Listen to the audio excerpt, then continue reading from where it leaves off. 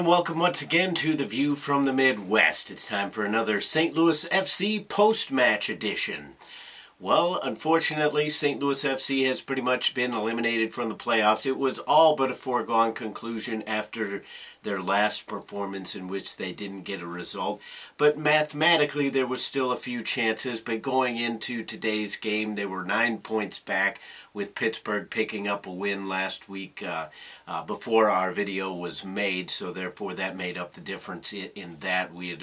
I had originally been saying that they were 6 points back, and when I made the video that was true, but ultimately coming into today's game they were 9 points back, and with only 3 games left now after this Rochester game, regardless of what Pittsburgh does, St. Louis is obviously out, because St. Louis FC is not going to hold any kind of tiebreakers. They've lost.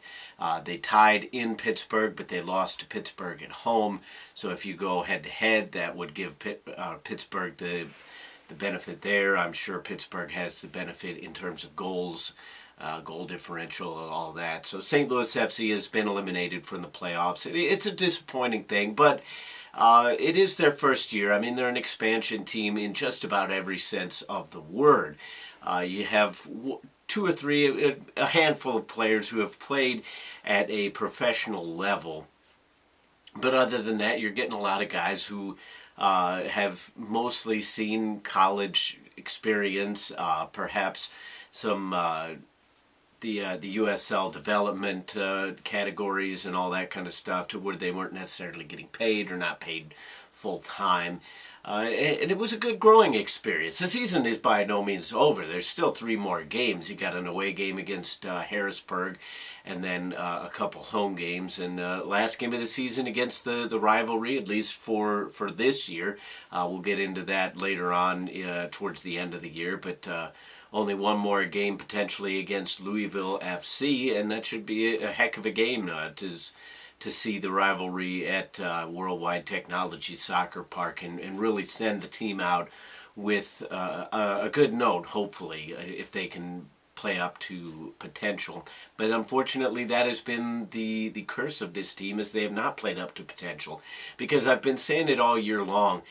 You see it in spurts, you see it in flashes, brief glimpses, but you can understand why each individual player is a professional soccer player. There are very few on this team, with the exception of a couple names here and there, to where you're going to say, well, I could see them playing in MLS or something at that level. But you understand why they're professional soccer players. They have talent. They deserve to be getting paid to ply their craft. But it's just never come together as a cohesive unit, as a team. And again, we saw it here today against the Rochester Rhinos. And most of us going into this contest knew that this was going to be a mountain to climb to try to get off a result against Rochester, because Rochester has been almost impossible to defeat in Rochester. They've got one of the best records in the league. They've got the best record in the Eastern Conference. So it was always going to be a huge hill to climb for St. Louis, but it wasn't anything that they couldn't necessarily have done. And they didn't play bad. It wasn't a terrible game. It was kind of a boring, bland game overall, especially in the second half. Neither team seemed willing to kind of create anything. Rochester had a few chances right off the bat to where it looked like they were going to make it 3-0. St. Louis had a couple chances towards the end of the game where they started finally stringing together some passes and putting things together. But overall, St. Louis just couldn't find anything in the attack. And St. Louis's problem throughout the year seems to have been, if you have anything working for you, it only seems to be a certain section. So either the defense and the goalkeeping will play excellent, but you'll have no attack. Or you'll have decent defense and somewhat of an attack, but nothing in the midfield. Or you'll have an okay midfield and the defense will make some mistakes.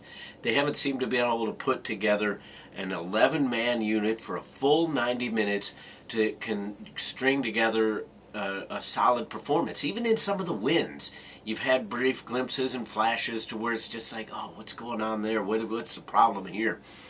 And that was kind of what happened against Rochester today. The midfield actually played reasonably well. They possessed the ball a decent amount. If you listen to the announcers, if you were watching the game on YouTube, as I did, a lot of people, or excuse me, the announcers were mentioning a lot how Rochester was not playing up to their capabilities, and they were making a lot of mental errors, and perhaps you could credit that for St. Louis's amount of possession. But again, St. Louis has done this in the past as well. It's possession leading to nowhere. You can have the ball as much as you want. Liverpool employed the tactics against Arsenal, and it worked to get a 0-0 draw. West Ham employed the same tactics against Liverpool here just yesterday, and several of the same tactics have been employed over the last few games against Chelsea, against Manchester United. They can possess the ball as much as 75-80% of the game. But you close down the space, you take away everything, there's no passing lanes to be had, and that's basically what happened to St. Louis FC.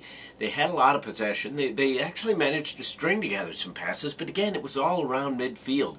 Once they get towards the attacking areas, there's nothing creative going on there. They're always trying to get something that's overly simple, that's easily picked out, and it just doesn't seem to necessarily work for them. And again, I pick apart some of the work rate about this team because it's a little bit frustrating as a fan to sit there and see. There was a play right before halftime to where the ball bounded back over towards the middle, and I forget who it was, but one of the wing backs, I believe it was, or wing midfielder who had come up into the space, stood there and watched it. The ball couldn't have been more than 5 to 6 yards away, and instead of making a run for the ball, they're so worried about being beaten on a run from the other attacking players that they sat there and watched Rochester take possession of the ball. And sometimes we have that in the attack, sometimes we have that in the defense. It's extremely frustrating from a fan's perspective to where we don't know everything that goes on. We're not there for all the training. We're not there for all the meetings and the sessions and everything that goes on. Maybe they're being told, hey, let's limit our chances and worry more about defense and all that kind of stuff. Those are game plan aspects that we as fans aren't privy to.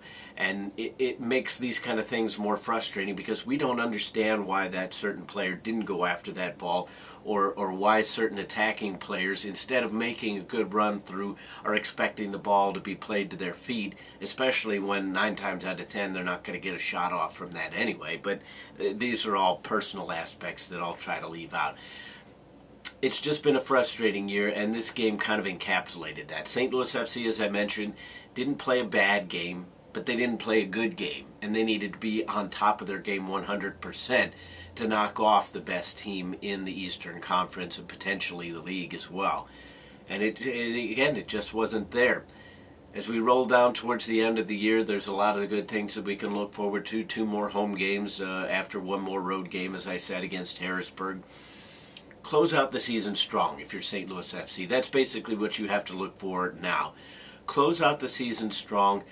If I'm a player, I'm thinking to myself, I need to be playing for my job, because I don't know what the job security in USL is, but as poorly as the team as a cohesive unit has come across throughout the entire year, they need to be playing for their jobs. Maybe nobody will lose their job. Maybe everybody will be back. I don't know what kind of system USL really runs under. I don't know what kind of freedom that the general manager, Mr. Allenbaugh, has in terms of spending, in terms of trying to bring in new faces in the off-season, what have you. But for the team, if the players go in thinking, I need to play for my job, I need to prove to the coach, to the general manager, to the fans, to whoever might be making any kind of decision in regards to who might be back next year and playing solid minutes, then that will translate into results. Because as I said, this team is not devoid of talent, but for whatever reason it just does not come together 100%. And I got into a little bit of a conversation with one of my cohorts, YouTube watchers, and he basically was kind of using it's a first year as an excuse, and it is. But we're at the point now to where this team has been together long enough that some of these wrinkles should have been ironed out. And again, if they play for their jobs over the last 3 games, then I think we'll start to see some better soccer, some better performances, perhaps a little bit more offense, because that's been what's been mostly disappointing. If you're scoring goals and you still manage to lose games, that's one thing. But when it seems that this team is really devoid of any kind of solid attacking player with just a hard nose for goal, then it gets to be a little bit frustrating. But again, all of you out there, we all know that we're going to be out there. We're going to be at the park. We're going to be there next year as well, as long as we're all in the same area. Life will determine that as well. But other than that, it's been a good time.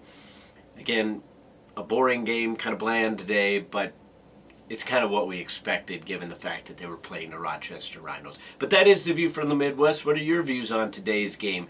What do you think about, maybe you guys know something more than I do in terms of how the machinations work in terms of bringing players in, exchanging players' contracts and all that, and the chances of maybe fresh faces coming in next season, 1 or 2, would not be a bad thing. If nothing else, maybe you don't lose anybody, maybe you just bring in extra depth.